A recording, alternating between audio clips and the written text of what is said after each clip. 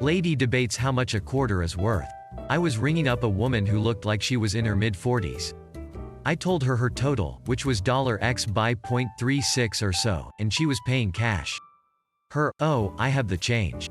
Me, great. Her, starts counting out change and putting it on the counter, 10, 20, 30, as she places quarters in front of me. Me, ma'am, those are quarters.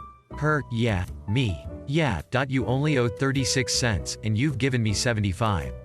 Her, no, look. 10, 20, 30. Me, had to double check that I wasn't seeing things. Nope, definitely quarters.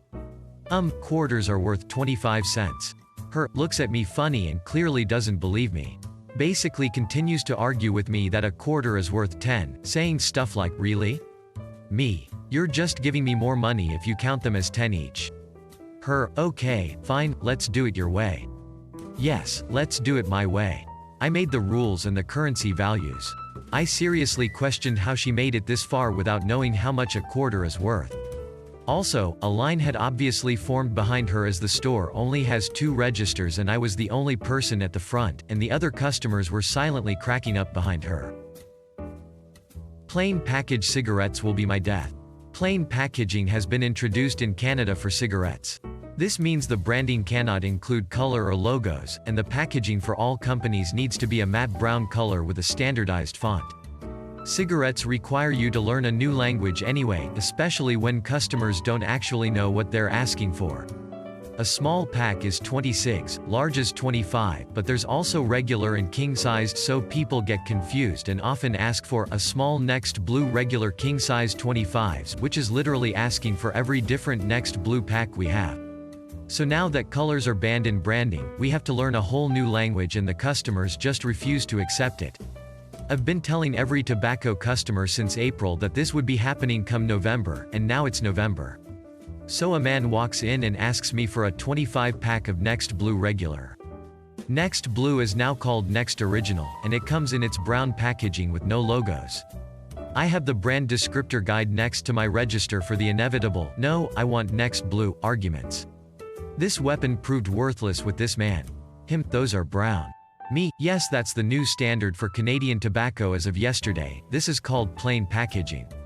All companies are going to be abiding by these rules, so Next Blue is now called Next Original and comes in this brown packaging. Him, no, I want Next Blue, not Original. Me, these are Next Blue. It's the same cigarette, same blend, same company. All cigarette packages are going to look like this by the end of February. Him, alright, I don't care about all that, I just want Next Blue cigarettes. Me, these are Next Blue. Him, no, they're clearly brown. So I pull out the description guide, open up to the Next brand page, and show him that it says Next Blue is now called Next Original. Him, alright, but why can't you just give me Next Blue? Me, these are Next Blue, they changed the name to the Next Original. Him, alright, never mind, F it. I'll be calling your head office to tell them you aren't carrying the right products. Plain packaging isn't even in full effect yet and people are already fighting with me. I hate this. A customer lied about me. I work at a very popular store that sells t-shirts, pop figures and hair dye among other things.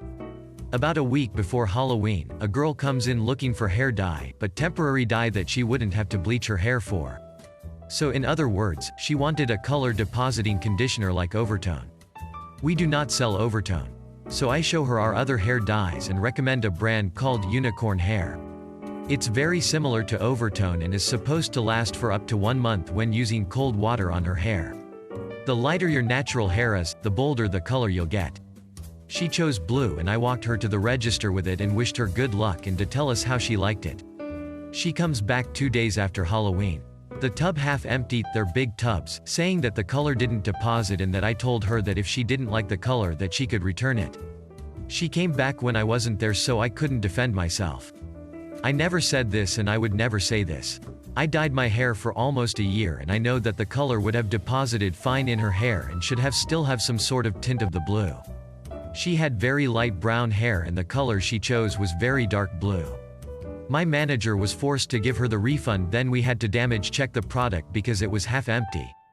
When my manager confronted me on it, she told me she knew I didn't say that. We believed that she used it on a friend or someone else then tried to get her money back on it.